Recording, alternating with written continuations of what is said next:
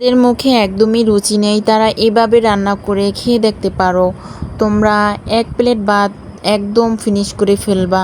দেখো আমি কিভাবে গোশটা রান্না করেছি।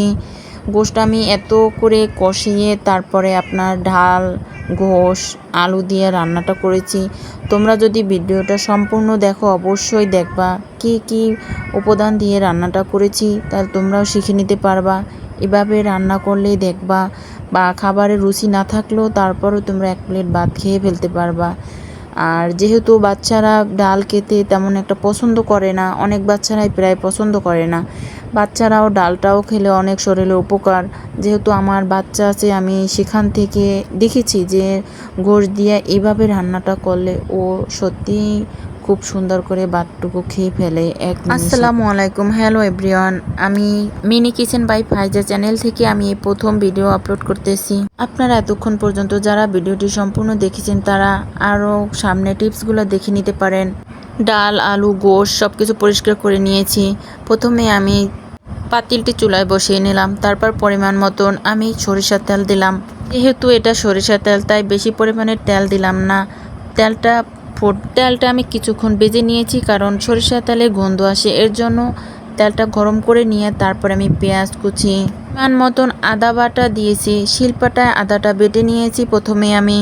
তারপরে কিছুক্ষণ পরে আমি লবণ দিয়ে দিলাম পরিমাণ মতন লবণ দিয়ে তারপর আমি কিছুক্ষণ পেঁয়াজ, আদা এটা নাড়াচাড়া করে ভেজে নিয়েছি। তারপরে আমি পরিমাণ মতন হলুদ দিয়েছি।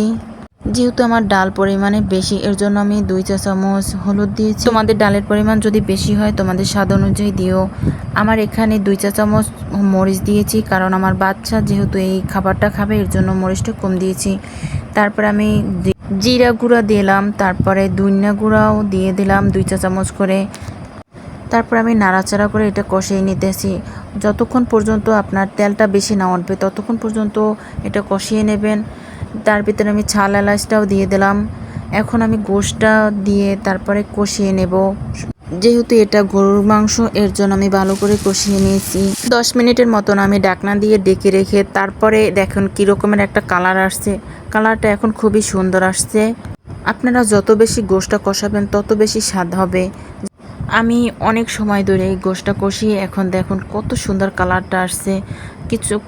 চুলার আঁচটা অল্প পরিমাণে দেবেন, মাঝামাঝি রাখবেন। বেশি দিলে মশলাটা পুড়ে যাবে, আর কম দেওয়া যাবে না, কারণ এটা গরুর মাংস, এর জন্য বেশি আছে রান্নাটা করতে হবে, নাহলে গোশটা সিদ্ধ হবে না।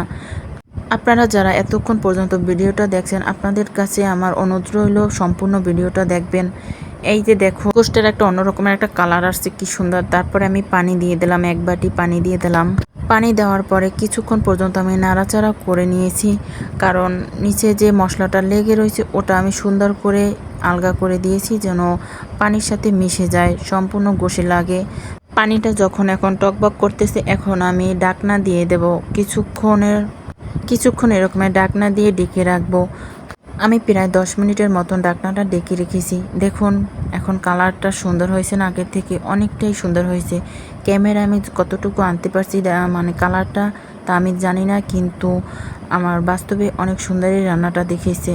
আমি রান্নার মাঝে বুঝলাম যে না, এটা আমি মাটির চুলায় রান্না করলে বেশি স্বাদ হবে। এর জন্য আমি কি করলাম, গ্যাস থেকে আমি মাটির চুলায় আগুনটা জ্বালিয়ে নিলাম। তারপরে আমি কি করলাম, গোশটা কষাতে তারপর তার ভিতরে আমি আলু দিয়ে দিছি, কারণ আলুটাও পর্যাপ্ত পরিমাণে সিদ্ধ হওয়া দরকার, কারণ ডালটা যেহেতু অল্প সময়ের মধ্যে হয়ে যাবে, তার জন্য আলুটা আমি গোশের মাঝেই দিয়ে দিলাম।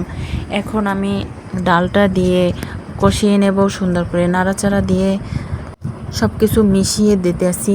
এখন আমি আপনাদের সাথে আরও কিছু কথা বলতেছি, এদিকে আমি নাড়াচাড়া করি, এদিকে আপনাদের সাথে কথা বলি। আমার ভিডিওটা এখন পর্যন্ত যারা দেখেছেন তারা সম্পূর্ণ টিপসটা দেখবেন, যে কিভাবে আমি রান্নাটা করলাম আর কিভাবে এত স্বাদ হয়েছে আমার মুখে, কারণ আমার মুখে অনেকটাই মজা লেগেছে রান্নাটা। আপনাদের কাছে আমার অনুরোধ রইল আমার সম্পূর্ণ ভিডিওটি দেখবেন, কারণ এটা আমার প্রথম ভিডিও।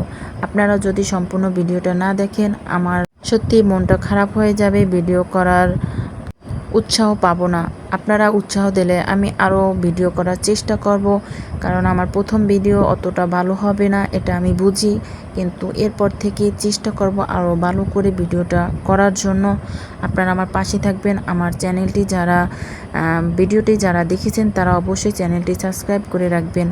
এখন আমার সুন্দর সুন্দর রেসিপি পেতে হলে অবশ্যই ভিডিওটা সম্পূর্ণ লাইক কমেন্ট করে জানাবেন কীরকমের আমার রান্নাটা হয়েছে, আর আমার পাশে থাকবেন অবশ্যই। আপনারা পাশে থাকলে আমিও খুশি হব, আমিও আপনাদের পাশে থাকব।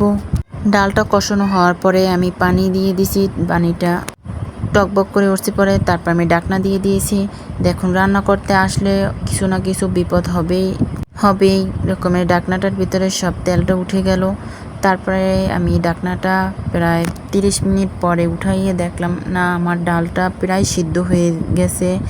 এখন আমি নাড়াচাড়া করে সুন্দর করে ভালো করে মিশিয়ে নিতে আসি, যে দেখি ডালটা মানে সবটা নরম করে ফেলবো। দানা দানা থাকলে ডালটা ভালো লাগবে না, এর জন্য আমি নাড়াচাড়া করে এগুলা ডাল গোশ আলু সব কিছু আমি মিশিয়ে দিতে আসি। আস্তে আস্তে এরকমের নাড়াচাড়া করতে করতে তারপর দেখবেন এক সময় অনেক সুন্দরভাবে সব কিছু মিশিয়ে গেছে।